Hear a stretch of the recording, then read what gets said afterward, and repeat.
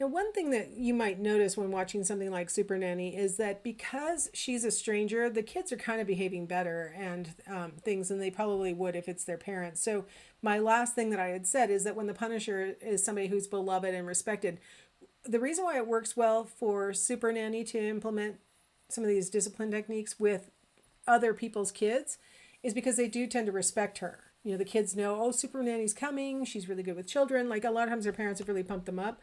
And so, in case it seems like I just showed you somebody who is not their parent, you know, like, did I contradict myself? I think that's why it works so well with Super Nanny.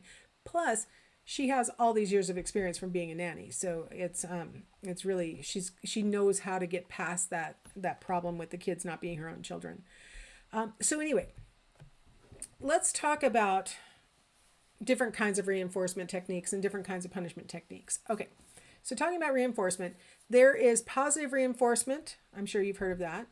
And that's where we add something desirable. So the learner receives something that they want. So maybe your learner would like a piece of candy, or maybe your learner would like a hug. The important thing is that it's something that the learner desires. It's not something that the teacher wants the learner to desire. It is something that the learner inherently wants. Negative reinforcement is when you remove something that is undesirable to the learner. So if you do what I like, I will stop, I won't make you eat your vegetables. I don't know if that's a great pattern to get into, but okay. Or I won't spank you if you do what I want, right? So I'm not sure either of my examples of negative reinforcement are the greatest consequences to be removing. I know you don't like broccoli, but you were such a good kid helping me set the table so you don't have to eat your broccoli. Like, I don't know if that's a great precedent to set. Oh, you were such a good kid, I'll stop spanking you now. I don't know if that's such a great, I don't know if spanking is the greatest thing to be threatening and then taking away if they behave appropriately. But the principle of negative reinforcement is that if you do something I like, I will reward you for that by taking away something you don't like. So in your life as an adult, you get into the car. When you start to turn on the engine, your car will beep if you haven't put your seatbelt on. It'll stop making that annoying beep if you put on your seatbelt. So you're being negatively reinforced for doing what the car wants you to do, which is put on your seatbelt. I'll stop making this annoying noise if you'll do the behavior that I want. I mentioned with my daughter getting into my drawer, she was punishing me for working too long, right? I'll go ruin your stuff. I was rewarded for quitting working and putting my attention on her because through negative reinforcement. If I put my attention on her and we went and did something else, my data would stay intact, right? So I was negatively reinforced for tending to her and not just ignoring her. So it happens to all of us as adults in lots of different situations. It was just kind of hard for me to think of like a consequence for a little kid that you would not make them do if they would just behave the way you want. A lot of times people will mistakenly use the phrase negative reinforcement when they mean punishment, and that just grates on me so hard. Negative reinforcement is the removal of something undesirable. So it's a reinforcer. The word reinforcement is in the title. Positive punishment is when you add something undesirable. So, for example, you might make the child do some chores that they don't normally have to do because they did something wrong. Or maybe you give them a lecture because they did something wrong. So we're going to add something that they don't like, and that's going to serve as punishment. With negative reinforcement, again, we're going to take something away, right? So we're going to remove something they like, something desirable. So maybe we take away their toys and put the toys into timeout, and you have to earn them back. Or I put you on the timeout, right? Negative punishment would be taking away something that they want. So if I've been placed in timeout, I don't get to do what I was doing or be with who I was with or be part of the group or play the game anymore or whatever I'm being separated from. So I'm taking away something desirable through timeout, right? So we have lots of options available to us. We can spend 10 times as much time trying to do some kind of reinforcement so that the child is spending their time doing the desirable behaviors and we're rewarding them and say, yep, that's what I want. This is exactly the kind of behavior I want to see from you. And then 10% of our time can be punishment, giving some kind of undesirable outcome, taking away something desirable. I just would like to really strongly recommend that the consequences be mixed up if you're going to use punishment. So sometimes the punishment is that you have to do something extra, you have to do some chores, or you have to clean something, or you have to do something that you don't want, or something is done to you that you don't want. And then mix it up with taking something away that they do like. I see a lot of parents who their only thing they ever do is they're like, okay, that's it, you lost your Xbox for the month. And it's like, okay, first off, why is it always the Xbox that they lose? Like, can't you come up with something else that's closer tied to what they did wrong? And the other thing that was inherent in that, and I actually got that from a parent from class. She's like, I always take it. I told him, that's it. I'm taking your Xbox. She goes, it doesn't work anymore. Well, you just said he can't have his Xbox for an entire month for that infraction. Maybe you should do a smaller dose and actually something manageable. This student was telling me this story while she was taking an evening class, and her child was at home with a babysitter who maybe might let him play with the Xbox. Who knows? Right? Like you probably shouldn't threaten or promise things that you can't actually enforce. And 30 days, that's a lot of loss for whatever this child might have done. You know what I mean? Like, make sure it's in balance with what they've done. So try and tie it to what the child did. Mix it up. Sometimes it's positive punishment where you're adding something undesirable. Sometimes it's negative punishment where you're taking something desirable away. But most of your energy should be spent positive and negative reinforcing a learner. And again, it could be an animal, it could be your child, it could be your romantic partner. You can try these techniques on. They work on everybody. So, what determines what kind of parenting style we use? Like, what factor? Because people vary. So, where does it come from? Well, I can tell you really, we have a lot of research on what kind of leads into a person becoming authoritative.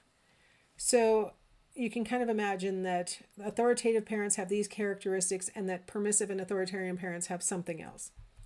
So typically, the older a person is when they become a parent for the first time, the more likely they are to be authoritative with their children. And so they typically, if you're more than 25 years old, it's a much higher probability that you're going to parent authoritatively than if you are, especially a person who's less than 20 when they become a parent.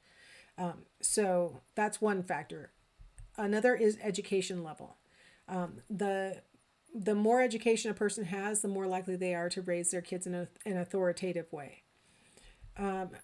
Married couples are more likely to employ authoritative parenting, but I would like to point out the two parents don't have to match on their parenting style. A lot of times you'll have a permissive parent married to an authoritarian parent, and overall the parenting style is authoritative.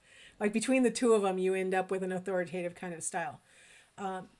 But it's really common for the two members of the couple not to match on their parenting style. My mom was much more authoritarian. She was authoritative, but she was much more authoritarian as her, like, when I'm tired and I've had it with you kids, I go all authoritarian on you. My dad was much more, when he was tired, he'd go all permissive on you. He would be like, you know what? I really honestly don't care if you have cake for breakfast. It's fine. Have cake. And so one of the things that my brother and I figured out really quickly is which parent to go for which things when, right? Like if you want sweets, go to dad for sure. If mom's tired, don't ask for anything, right? Like you figure it out. And so it's okay if the parents don't perfectly match. Kids are figuring it out. Religiosity, which is a psychological word that we use to convey how much the person adheres to religious practices. Doesn't matter what religion, but just how much they tend to go to religious services, or how much they might pray, or other things like that. And so authoritative parents tend to be ones who adhere to more religious practices. Spanking is a unique aspect of parenting that seems to be really a function of how the parent was raised as a child. If spanking was part of their upbringing and it was strictly spanking, it wasn't abuse, it was spanking where a child with their clothing still covering their rear end got a slap on their rear end with an open hand.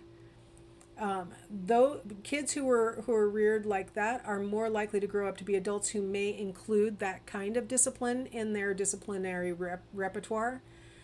If the child was raised with a parent who called it spanking, but they used a wooden spoon, let's say, to hit their child, or a belt to hit their child, or some other object as the spanking implement, those kids are less likely to grow up to be spankers themselves because their parents were bordering on abuse. These objects might have left a mark on the child, things like that, like a physical mark. All of these probably leave a mark on the child. All of these discipline we're hoping to leave a mark in a certain way, right? We're hoping to change their behavior. But I'm talking about like a physical bruise or welt or something like that. And a lot of times when parents use objects to strike their children, there's the punishment in general is just much more harsh. Words are said. Sometimes parents want to see their child cry as a response to the discipline, and then they know they really disciplined them. And that is harmful.